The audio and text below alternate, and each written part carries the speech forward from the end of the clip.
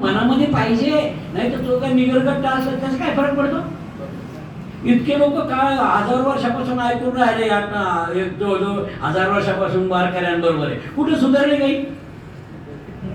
ऐकल्याने नाही सुधरत, ऐकल्यानंतर त्याच्यावर काम करणं, त्याचं काय, त्याचं मनन चिंतन काय, याचं एक तरी गुण आम्ही आचरणात आणू शकतो का?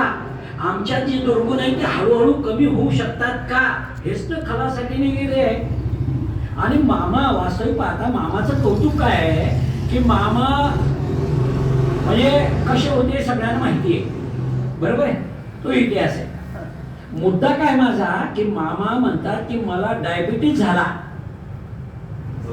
लक्षात घ्या, आणि भगवंतानं केला म्हणतात की मी इकडे यावं म्हणून. आणि 30 वर्षापासून मामा या डायबिटीज झाल्यापासून सुधारले आणि टेलरच्या संपर्कात आले आणि वारकरी मंडळीची वारी तेव्हापासून आजपर्यंत चुकू दिली नाही. काही मी तेच म्हणतो, हादरणं जे म्हणतं ना, जेव्हा माणूस आतून हादरतो ना, एखादं संकट, काही दुःख झालं, काही कोसळलं, तेव्हा जे हादरणं असतं काही अंतर्बाह्य, ते झालं पाहिजे आयुष्यात. आणि मामांनी ते झाले, ते स्वीकारलं, हे फार महत्वाचं आहे. बरं, फक्त पंढरपूरला जाणं, बाकी काहीच घेणं नाही, बरं. 26 वर्षात 27 वर्षापूर्वी डॉक्टरच्या मागे कीर्तनाला बसणं म्हणजे कधी कुठेही कीर्तन असो, मामा नाही म्हणजे कीर्तन नाही असं समजायचं काही. म्हणजे इतकं म्हणजे अविभाज्य घटक मामा डॉक्टरच्या कीर्तनातले. बरं, तिथं काय एक अभंग पाठ नाही करून मामा काहीच मामाचे काय म्हणजे अभंग नाही, काही संबंध नाही, बरोबर आहे. फक्त डॉक्टरला गुळ देणे म्हणतात. पहिल्या सुरुवातीच्या काळात तुम्ही पहा, फक्त डॉक्टरना असं केलं की मामांना गुळ आता ठेवा, डॉक्टरना खायचं, तर ते मागचे म्हणतात दोघांचं सगळं की डॉक्टरने सुरू, बरोबर आहे. म्हणजे तसं म्हणा तर आध्यात्मिक अशी कोणती साधना नाही वैयक्तिक. बरं, दुसरं घरी वाचन चिंतन भानगडी नाही. म्हणजे मी मामाचं जे मला कळले मामा या सगळ्याच्या मध्ये, पण माझा विश्वास काय आहे म्हणजे एवढं सगळं सत्य असून सुद्धा माऊली ज्ञानेश्वर म्हणतात की तुम्ही फक्त श्रवेंद्रियानं सुद्धा तुम्हाला मोक्षाक्ती मुक्ती मिळू शकते. याचं उत्तम उदाहरण म्हणजे काय कळ मामा आहे. फक्त ऐकण्यानं सुद्धा माणूस कसा आध्यात्मिक आणि तृप्त होतो, आपल्या दुर्गुणांवर मात करून तो संतत्वाकडे करतो, हे याचं उत्तम उदाहरण आहे.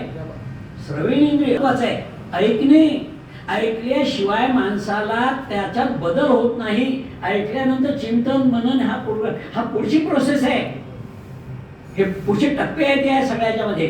त्यामुळे श्रवण करणे, ऐकणे, म्हणून आपल्या इकडं कीर्तन असेल, प्रवचन असेल, ज्ञानेश्वरी चिंतन असेल, सगळे लोक का जातात का ऐकायला?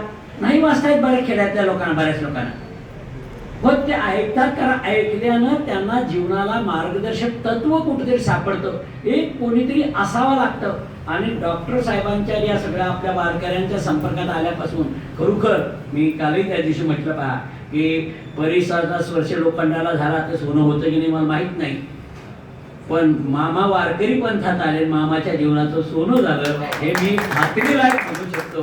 असा आमच्या मामाला परमात्मा पांडुरंग निरोगी व दीर्घ आयुष्य प्रदान करो. आणि सतत त्यांनी जसे डॉक्टर साहेबाच्या पाठीशी उभं राहतात तसे माझ्या पाठीशी, माझ्या एकादशीच्या कीर्तनात असे आता जवळजवळ 1 वर्षापासून चिखलीला माझं सुरू आहे, दर शुक्रवारला तिथं मामा माझ्या पाठीशी उभे असतात, मामा माझ्या समोर असतात. म्हणजे हा बदल आहे थोडासा, इकडे मागे तिकडे मागे पुढे, पण ते कशासाठी याच्यामध्ये, कारण मामा पाहिजे असेल, मामा असेल, हे लोक असले ना मग बोलण्याला एक धार येते, एक वजन येतं.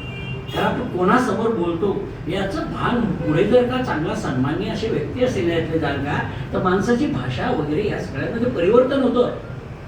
त्यामुळं असे माणसं नीट पाठीशी असावे हीच पांडुरंग चरणी प्रार्थना. धन्यवाद.